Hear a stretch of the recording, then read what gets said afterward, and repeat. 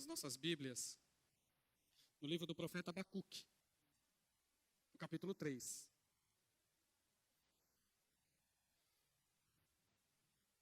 Profeta Abacuque, capítulo 3.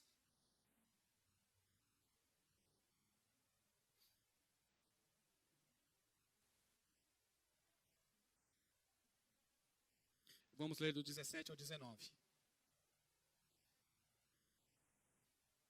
Eu vou ler depois no decorrer da mensagem, eu vou estar lendo alguns versículos do livro de Abacuque inteiro, mas são poucos versículos, tá bom? E nós vamos lendo, vamos acompanhando a trajetória do profeta. Vamos estar falando da fé triunfante. Qual é a fé que triunfa? Abacuque 3, do 17 ao 19. Diz assim: mesmo não florescendo a figueira, e não havendo uvas nas videiras, mesmo falhando a safra de azeitonas, não havendo produção de alimento nas lavouras, nem ovelhas no curral, nem bois nos estábulos, ainda assim eu exultarei no Senhor e me alegrarei no Deus da minha salvação. O Senhor, o soberano, é a minha força. Ele faz os meus pés como os do servo, faz-me andar em lugares altos. Oremos. Pai Santo, estamos aqui neste momento, Senhor, diante da leitura da santa palavra do Senhor. O Senhor tem falado conosco de forma linda neste dia, através dos louvores, das ministrações que foram realizadas neste dia aqui, Senhor, na tua casa. Que o Senhor continue, Senhor, tocando corações, tocando vidas, falando, Senhor, aos teus servos e servas, conforme a tua palavra, conforme o teu querer, conforme a tua vontade. Em nome de Jesus, fala, Senhor, com a tua igreja, continuamente. Amém. Eu vou iniciar esse sermão com uma palavra de Spurgeon, que diz assim: embora as provações da vida com Cristo se mostrem pesadas, a graça divina revelará a sua leveza. Irmãos, qualquer pessoa sensível, qualquer pessoa que faz uma pequena análise da realidade de hoje, vai chegar à conclusão de que o mundo não está melhor do que esteve há anos atrás.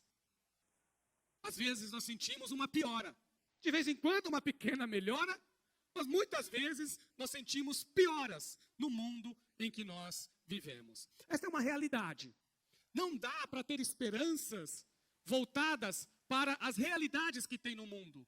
Porque quando nós observamos a luz da palavra de Deus, o mundo passa por picos de melhora, mas depois, mais uma vez, ele piora. Não dá para depositar a confiança nos homens. Não dá para ficar depositando confiança em políticas. Não dá para depositar confianças em mecanismos internacionais. Não dá. Devemos única e exclusivamente confiar em Deus. A vida do profeta Abacuque relata bem isso para nós. Ele viveu poucos anos antes da nação de Judá, a qual ele estava profetizando ir para o cativeiro. Era uma iminente piora, e muito, uma piora gigantesca. E Deus falou com ele: a nação de Israel, se não se converter, se não mudar os seus caminhos, será levada cativa para um povo estrangeiro. Ele percebe isso, tendo uma sensibilidade profética, que o Espírito coloca no seu coração. Ele começa a perguntar a Deus, como que pode o mundo cada vez mais piorar, e Deus distante dessa realidade. Assim ele estava sentindo, ele estava vendo toda a realidade piorando, olhando ao seu redor, e observando o povo se distanciando de Deus, o povo de Deus se distanciando de Deus, e o mundo cada vez mais pior. E ele não observava uma diferença no povo de Deus, também seguindo os critérios do mundo. Então ele pergunta para Deus. O livro do profeta Abacuque começa com essa pergunta. É um diálogo entre o seu profeta com Deus. O profeta com o seu Deus. O homem de Deus falando com o seu Criador e com o seu Senhor. Esse diálogo representa para nós um crescimento e um aprendizado gigantesco, se nós quisermos entender o que é viver no mundo mau. Olha a primeira pergunta dele, lá no capítulo 1 nos versículos 2 a 4. Até quando, Senhor, clamarei por socorro, sem que tu ouças? Até quando gritarei a ti violência, sem que traga salvação? Por que me fazes ver a injustiça e contemplar a maldade? A destruição e a violência estão diante de mim. A luta e conflito por todo lado. Por isso a lei se enfraquece e a justiça nunca prevalece. Os ímpios prejudicam os justos e assim a justiça é pervertida. Olha o que o profeta enxergou: aumento de violência no mundo, injustiças acontecendo em todos os lugares. E ele pergunta: Senhor, até quando essas coisas vão continuar do jeito que estão? E ele está orando, buscando a Deus, procurando entender por que as coisas não melhoram. E se Deus é todo poderoso, por que essas coisas são permitidas? Irmãos, existem muitas realidades neste mundo que, quando analisadas de forma mais criteriosa, nós descobrimos muitas injustiças no seu meio. Olha uma coisa que eu vou dizer para vocês. Preste muita atenção nisso para vocês, porque isso aqui tem a ver com história, que é minha área também de formação. Se vocês observarem o surgimento das prisões, se vocês pegarem a história das prisões, e vocês observaram, vocês vão observar, eu sempre falo isso, que até a Idade Média, os corpos das pessoas eram punidos. Os corpos eram punidos. Se você roubou, cortava-se uma mão, depois você ia para sua casa sem mão. Você não ia ficar preso por causa que você roubou, mas você ficava sem mão. Porque ele punia no corpo. Com o aumento da sensibilidade humana, eles perceberam que era muito atroz. Por exemplo, se decapitava pessoas. Chegou um momento que aquilo começou a trazer horror às pessoas. A ponto do criminoso, as pessoas terem dó do criminoso e ficarem com raiva do algoz.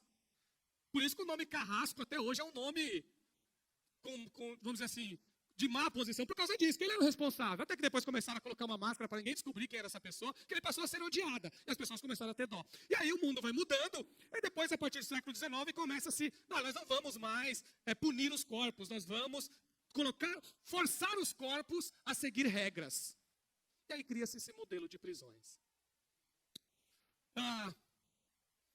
Qualquer lugar do mundo onde há prisões, você não encontra muita gente de elite lá. O nosso país teve um escândalo recentemente, lá do alto. Ninguém está preso. As prisões não foram feitas para eles. Qualquer lugar do mundo, gente.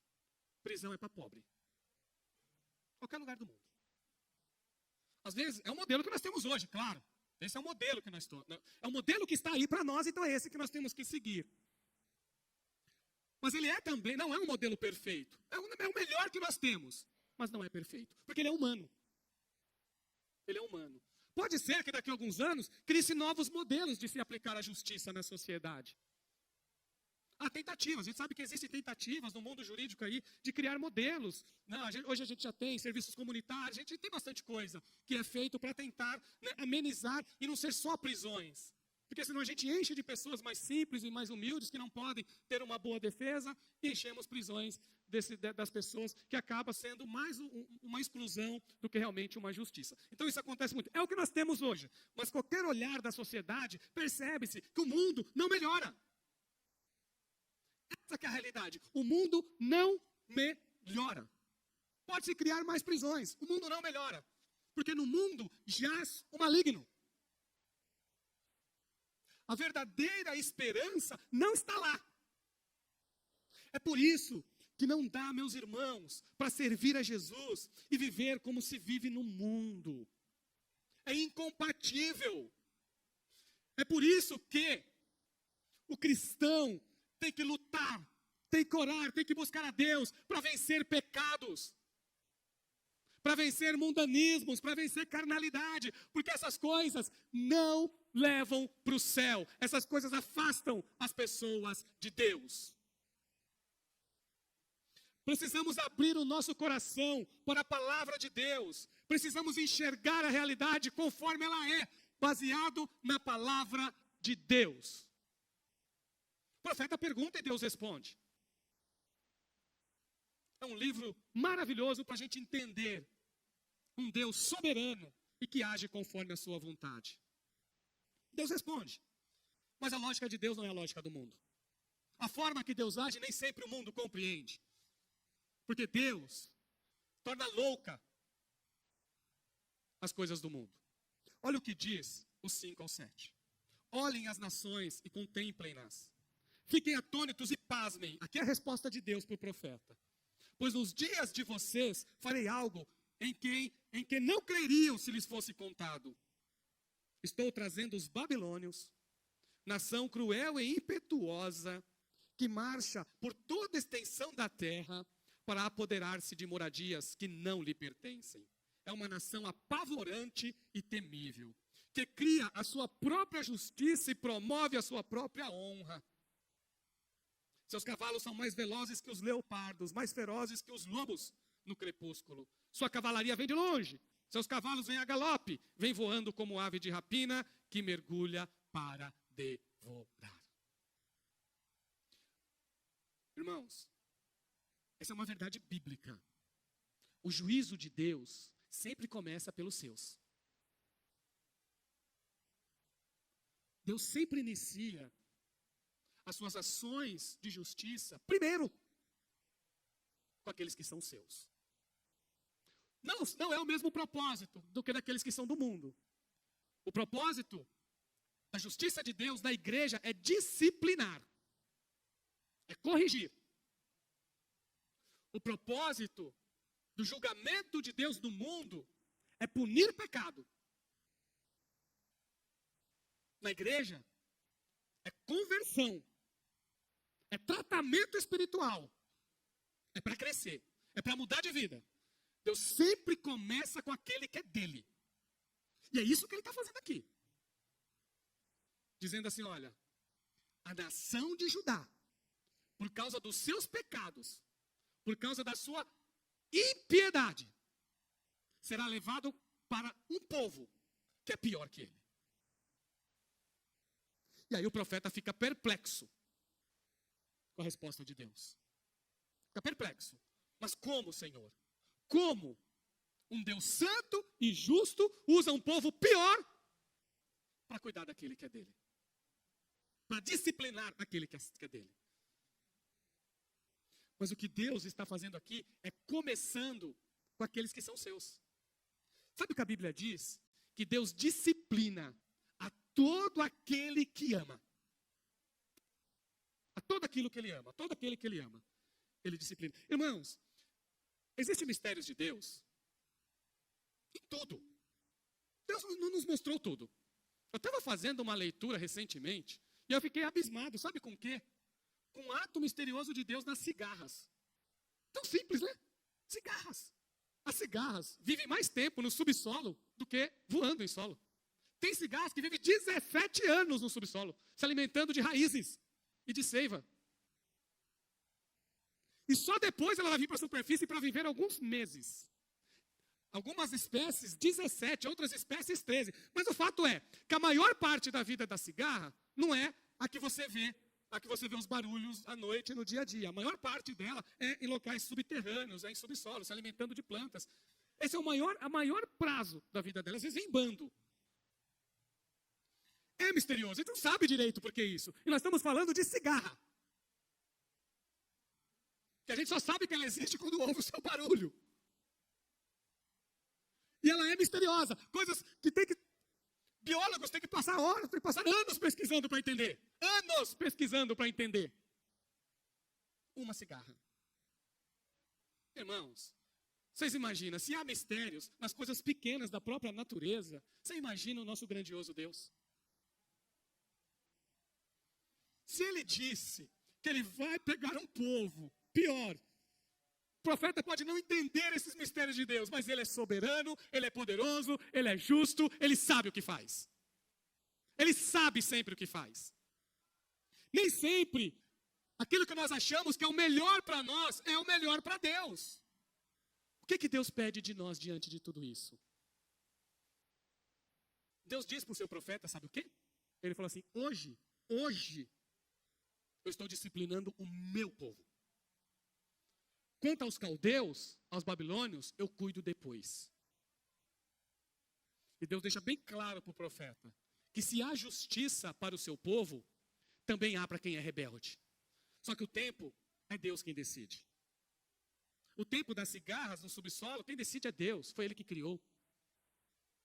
Quanto tempo ela vai viver fora, quanto tempo ela vai viver se alimentando de ser, é Ele que decide, Ele é Deus.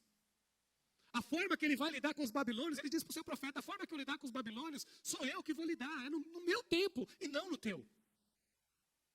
E o profeta, nesse diálogo com Deus, ele vai descobrindo a soberania, a santidade, a justiça e também a graça de Deus. Porque Deus fala para ele que eu não vou destruir o meu povo, eu vou discipliná-lo. Irmãos, a disciplina de Deus para aquele que é dele não é destruidora, é restauradora. É restauradora. Viver uma vida de pecado traz consequências. Ninguém está vendo, o pastor não está vendo, os obreiros não estão vendo, nenhum irmão da igreja está vendo, ninguém que você conhece está vendo. Mas há um Deus soberano que vê todas as coisas. Há um Deus soberano onde não há nada encoberto diante dele. Todo pecado traz consequências. Todo pecado traz consequências. Não há pecado que não será punido. Mais uma vez, não existe pecado sem punição. Ou você aceita Jesus na sua vida, e você recebe em Jesus a graça e o perdão, porque Ele pagou o preço pelo pecado, a punição está lá na cruz. Ou você reconhece o Cristo que morreu por você, já foi falado no louvor. Ou você reconhece o Cristo que morreu por você, como seu Senhor, como seu Salvador, e você coloca a tua vida diante dele, porque ele pagou o preço, a punição esteve nele.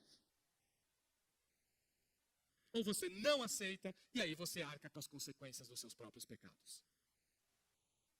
O profeta estava entendendo esse atuar de Deus, estava compreendendo essa ação misericordiosa de Deus, que é um Deus justo, santo, mas que ama também.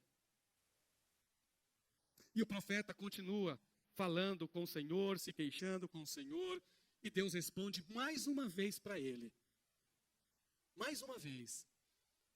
E aí ele aprende algo de Deus glorioso, a esperar o tempo de Deus.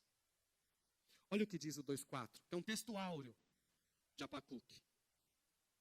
Escreve: o ímpio está envaidecido, seus desejos não são bons, mas o justo viverá pela sua fidelidade. Em algumas versões, pela fé.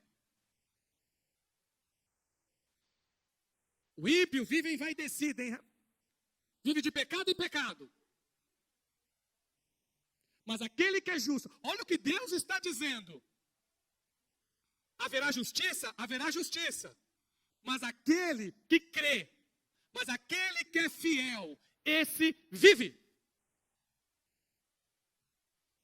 Olha o que eu vou dizer para vocês. O mundo pode piorar, pode melhorar, pode virar de cabeça para baixo. Montanhas podem derreter, como diz o salmista. Mares podem se enfurecer, como também diz os salmistas. A lua pode mudar de lugar. O sol pode mudar de lugar. Pode acontecer qualquer coisa neste mundo. Política pode piorar. Mas aquele que crê, esse vive. Essa é a verdade da palavra de Deus. Aquele que é fiel, é guardado, é protegido pelo Deus Todo-Poderoso.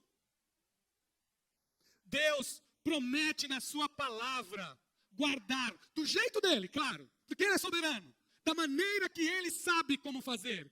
Mas ele promete na sua palavra guardar, proteger, abençoar, dar vida àquele que nele crê. Aquele que é fiel. Assim como o pecado tem suas recompensas, meus irmãos, a fidelidade também tem. Assim como há um preço a se pagar por uma vida pecaminosa, há um preço, há uma recompensa que se recebe por graça de Deus, por ser fiel ao Senhor, por crer no Senhor, por confiar, por depositar a sua confiança nele e somente nele. Devemos nos firmar nas promessas da palavra de Deus. O justo vive pela fé. Irmãos, essa verdade mudou a história do mundo. Isso muda vidas. Quando Lutero vivia se autoflagelando para se justificar, para ser considerado justo diante de Deus, ele descobre que é em Cristo que está a justiça de Deus, e não nele. Que ele não precisa se fazer grandes sacrifícios, é somente confiar no sacrifício único e perfeito de Cristo na cruz. E ele cita essa passagem, ele lê em Romanos esse texto, citado por Paulo, em Romanos capítulo 1, no versículo 17, onde ele lê esse texto, e a vida dele é mudada e transformada, e o mundo é transformado por essa verdade gloriosa. O mundo mudou. Vidas são transformadas. Vale a pena entregar a vida sem reservas, completa, para o Deus Todo-Poderoso. Deus está dizendo para o profeta que o mundo não vai melhorar. Que não vai melhorar. Porém, olha o que ele está dizendo para o profeta. Aquele que é fiel, aquele que crê, aquele que confia, esse terá vida. Esse tem vida. E o profeta só tem uma coisa diante desta verdade: orar. E ele ora, clama ao Deus Todo-Poderoso. Ele clama, ele busca Deus. Ele busca o Senhor. E o capítulo 3 inteiro é a oração do profeta de Deus. Ele já sabe que o mundo não vai melhorar. Ele já sabe que Deus é justo. Ele já sabe que Deus é santo. Ele já sabe que aquele que crê é preservado, é guardado por Deus. Deixa eu falar uma coisa para você. Pode ter muita gente desempregada no mundo, mas aquele que abre porta de emprego para você é Deus. É Ele que abre. Pode ter muitas pessoas sofrendo perseguições no trabalho, mas aquele que te dá vitória na perseguição é Deus. Porque assim é o mundo. Pode ter muitas famílias sendo destruídas aí no mundo, mas aquele que restaura a tua família é Deus. A gente não tem que seguir exemplos do mundo. O mundo não é exemplo para a igreja. O mundo não é padrão para a igreja. O padrão é palavra. Pode ter muitas doenças aí no mundo, mas Deus é aquele que te cura. Essa é que é a grande verdade da palavra de Deus. Pode ter muitas mortes neste mundo aí, meus irmãos. Quem te dá vida é Deus. É Ele que cuida de você. Em meio à dor, em meio à morte, em meio à desesperança, em meio à piora, em meio a mudanças climáticas, seja o que for. Quem cuida de você e quem te dá vida é o teu Criador. O profeta descobriu tudo isso, meus irmãos. Ele sabia que é assim que se serve a Deus. E ele faz um pedido, que deve ser o pedido de todo aquele que é fiel, de todo aquele que é cristão verdadeiro, tem que fazer esse pedido ao Senhor, tem que buscar. Ele faz esse pedido no 3:2, que diz assim: Senhor, ouvi falar da tua fama, tremo diante dos teus atos, Senhor. Realiza de novo, em nossa época, as mesmas obras. Faze-as conhecidas em nosso tempo. Em tua ira, lembra-te da misericórdia. Sabe o que Deus está dizendo? Sabe o que o profeta está dizendo aqui? Senhor, te conheço, sei da tua fama, sei o quanto o Senhor é poderoso, justo e glorioso. Tem versões que falam: Senhor, aviva a tua obra. Tem versões assim, vocês leram aí na hora de acompanhar. Aviva a tua obra. Olha o que ele está dizendo: Senhor, o mundo realmente está pior, mas aquele que é teu, recebe do Senhor avivamento, obras gloriosas dos céus. Irmãos, nós não produzimos avivamento. Eu não produzo, eu não tenho essa capacidade, eu não sou Deus. Nem vocês têm essa capacidade. Mas se tem uma coisa que nós podemos fazer, é clamar, e esperar, e confiar, e aguardar, e receber. Irmãos, eu creio que Deus vai avivar a tua vida. E avivando a tua vida, Ele aviva a tua igreja. Creio, irmãos, de todo o coração, que Deus tem promessas de avivamento para você, de renovar as tuas forças, de renovar a tua fé, de renovar a tua esperança. E isso, irmãos, mesmo diante de tudo que o mundo tem aí, porque o mundo não oferece nada para nós, nada. A não ser dor, tristeza, tragédia e mal, a não ser isso. Mas se você confiar em Deus, se você clamar para Deus te avivar, Ele é poderoso para responder a tua oração. Ele é poderoso para trazer um renovo e uma alegria que você nunca sentiu na tua vida. Ele é poderoso. Ele é poderoso para transformar a tua mente, o teu pensamento, o teu caráter. Ele é poderoso para transformar toda a sua vida, porque Ele é Deus. Para mudar a tua história. Deus é poderoso para mudar a história de todo aquele que nele confia. A dar uma nova trajetória, um novo caminho para você. Então clame a Deus, clame por avivamento, busque a Deus por avivamento na tua vida, por renovo espiritual. E Deus irá responder em nome de Jesus. Irmãos, quando o profeta é tocado pela presença do Senhor, quando ele compreende que esse Deus glorioso é justo e faz tudo perfeito, ele termina a sua oração com a leitura que foi feita agora no início da pregação. Que é uma palavra de confiança sobre qualquer circunstância, porque Deus falou que a nação de Israel iria mesmo para o cativeiro, porque eles estavam em piedade, precisava ser disciplinado por Deus, precisavam ser disciplinados. Tem hora que é só a disciplina que resolve.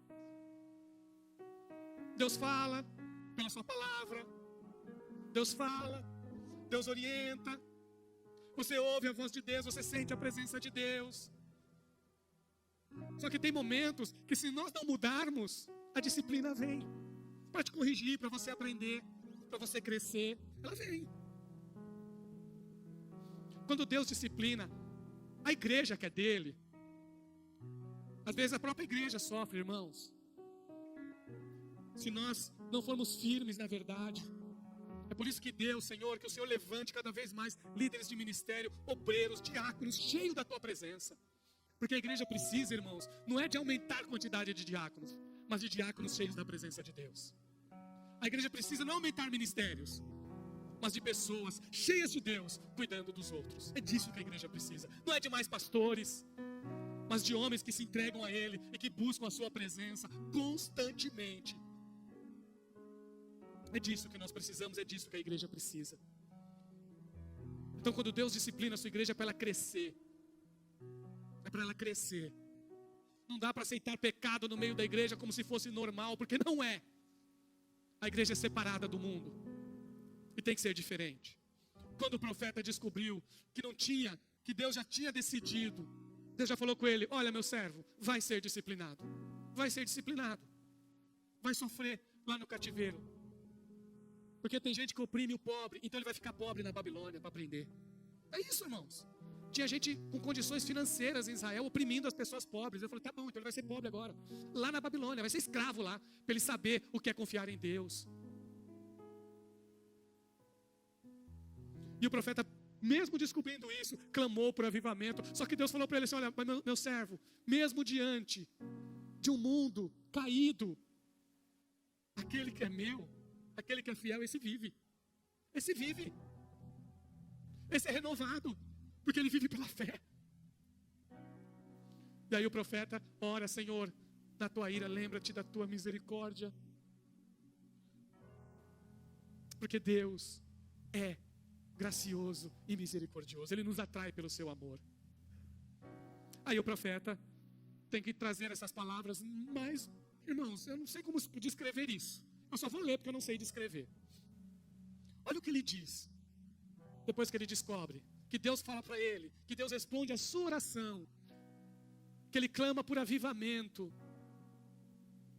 E aí ele concede assim a declaração de fé que nós devemos guardar no nosso coração por toda a nossa vida. mesmo não florescendo a figueira, não havendo uvas nas videiras, mesmo falhando a safra de azeitonas, não havendo produção de alimento nas lavouras, nem ovelhas no curral, nem bois nos estábulos, ainda assim eu exultarei no Senhor e me alegrarei no Deus da minha salvação. O Senhor, o soberano, é a minha força. Ele faz os meus pés como o do cervo. É Ele que me faz andar em lugares altos. Creia nisso, meu irmão. Creia nisso, minha irmã. Creia nessa verdade gloriosa da palavra de Deus. Porque é isso que vai te dar força no momento da tua luta. É isso que vai te renovar. É isso que vai arrancar do teu coração toda tristeza, toda mágoa, toda dor, e vai te encher de Deus. Ele enche você, Ele supre todas as tuas necessidades, porque Ele é suficiente para nós. O mundo não é suficiente para nós, Deus é. Ele é suficiente. O mundo não nos oferece, irmãos, nada que vale a pena, pelo menos do ponto de vista da eternidade. Pode valer a pena prazeres temporários, mas isso passa. E depois traz dor, traz tristeza e traz morte. Irmão, eu vou concluir esse sermão aqui com a palavra do pastor Rick Warren, um famoso pastor americano de uma igreja gigantesca lá. Escreveu Uma Vida com Propósitos, Uma Igreja com Propósitos. Eu acho que vocês sabem quem é. Diante desses livros, são livros famosos que vendeu muito no Brasil. Ele perdeu um dos seus filhos. Tinha problemas, tinha enfermidades, e foi cada vez mais piorando. E o seu filho, irmãos, diante de grandes enfermidades, tirou a própria vida. E perguntaram para ele: como que você aguenta? Como que você vive assim? E aí ele trouxe uma palavra que eu tenho que dizer isso para vocês. Eu vou terminar esse sermão com isso. Eu quero que vocês nunca mais esqueçam isso. Ele vai dizer o seguinte assim: eu lembro da ressurreição, eu lembro da Páscoa. É ela que me dá força. Porque a sexta-feira da paixão é o dia do sofrimento, da dor e da agonia. Sexta-feira é isso. É o dia de dor, de sofrimento e de agonia. E o sábado? Sábado é o dia da dúvida, é o dia da confusão, é o dia da miséria. Mas vem o domingo. E ele vem, que é o dia da esperança, da alegria e da vitória. Guarda isso. A sexta-feira é o dia da dor. O sábado é o dia da confusão. Mas o domingo, meus irmãos, que é a ressurreição, é o dia da vitória. E ela está em Cristo Jesus, nosso Senhor. Então creia. Creia, irmãos. Se hoje o seu dia é da dor e de confusão, Deus te concede em nome de Jesus, hoje, o dia da vitória. Se hoje é o dia, irmãos, que você não compreende o que está acontecendo, Deus promete para você um domingo de ressurreição, vida e vida em abundância.